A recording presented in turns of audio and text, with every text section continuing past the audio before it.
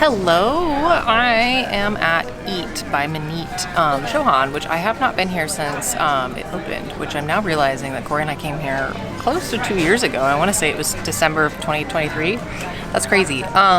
Since then, they have added falafel to their build your own bowl thing, and I've been meaning to come here and try this for forever. And finally today I was like, today's the day I'm doing it.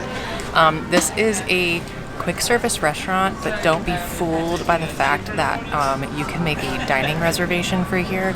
It just gives you specific seating in this area that's directly behind me, which I think you can kind of see. It's basically like an old school McDonald's atrium, Wendy's atrium, where it's just windowed. So if you want guaranteed seating in there, I guess you can make a dining reservation. So that being said, I did a build your own bowl. They have tons of bases that are vegan. They have Masala Falafel and Masala Cauliflower as the protein, if you will.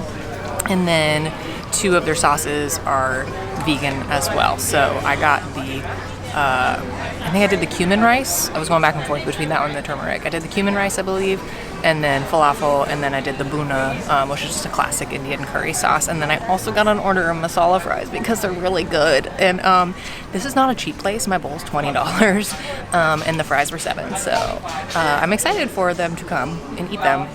But if you're expecting a cheaper dining quick service experience, this is not it. I have my food. I had a casualty fry when I was taking pictures, but that's okay. But look, here's all my stuff. All right, so I guess these are chickpea, masala chickpea pearls, and then it has an Indian pico de gallo, and then it's a pickled red cabbage as well. And then the sauce obviously comes with like the protein in which you picked. So it's interesting that they have falafel as the protein. We got real silverware. Love that. I'm so excited. Try some of the rice. Tastes like some rice with some cumin on it. Very simple. I would expect nothing less. Let's cut this falafel. Ooh, all right. Oh no. Oh no. All right, we're gonna have to do this because I'm not gonna trust picking it up. Can you see this? I hope you can. I have my sunglasses on, so that's the inside of the falafel. I tried to pick it up with the fork after cutting it in half and it fell apart, so I don't think I can show you the inside by going like this. Lovely crunchy edge. This is a very classic falafel flavor. That's very nice. I love falafel. It's definitely on like the slightly drier side when I ate just the inside, but it's very crispy on the outside, which I like. Try the sauce. Tomato heavy. It's good.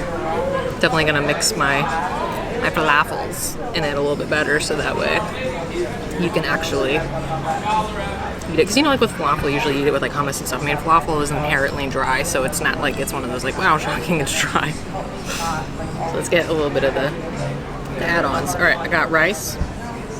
I have the masala chickpea pearls, and I have Indian pico de gallo.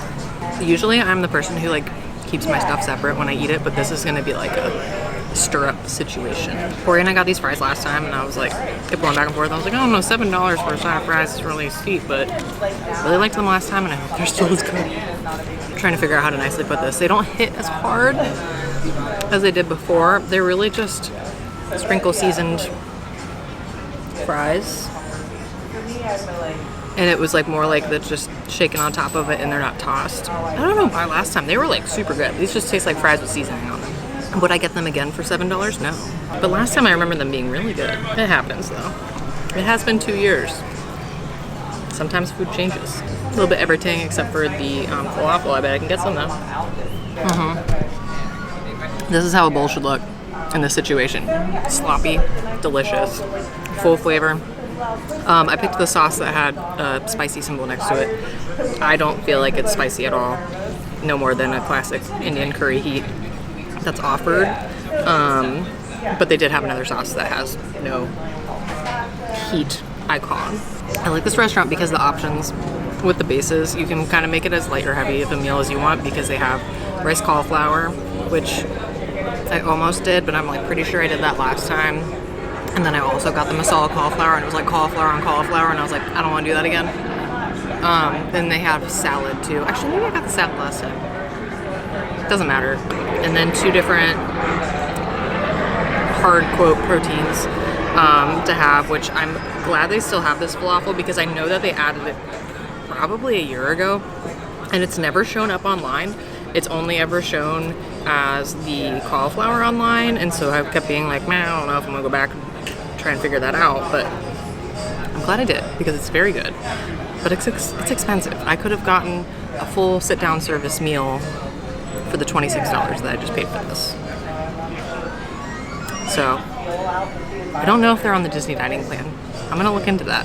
Okay, so according to disneyworld.disney.go.com, it says some dining plans are accepted. It says that the quick service plan is accepted here. So if you're on the dining plan, this is a good way to use one of your quick service plans because this is a lot of food and it's expensive and it's good. So I hope more people eat here. I always feel bad because it's kind of in the boonies.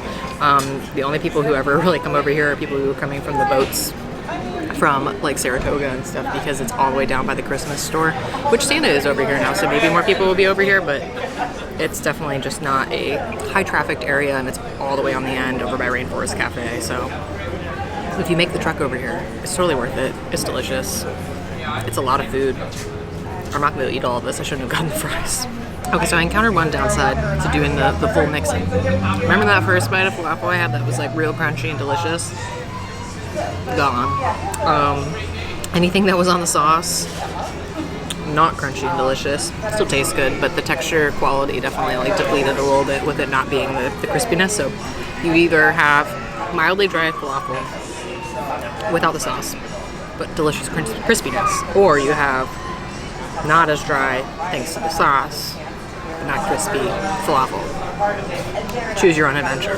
Final thoughts. I would probably get the cauliflower over the falafel because the more I ate the falafel once it got mushy, I couldn't. I do have texture issues though, so if you aren't sensitive to things like that, like me, you might be fine with it. The flavor of everything else was delicious though. It was just the textures I had to stop. So I would probably end up with the cauliflower next time again. Because I did really like it when I had it. And it's the same flavor profile with masala, so it's very good. Like I said, all in all, very good. We did the DIY pani puri last time we were here too.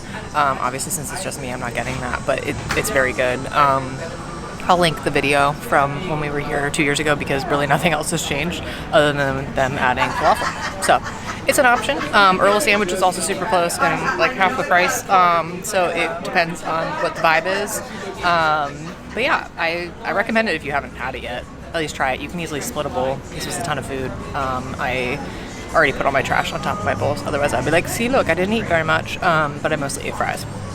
Oopsies. Anyway, later.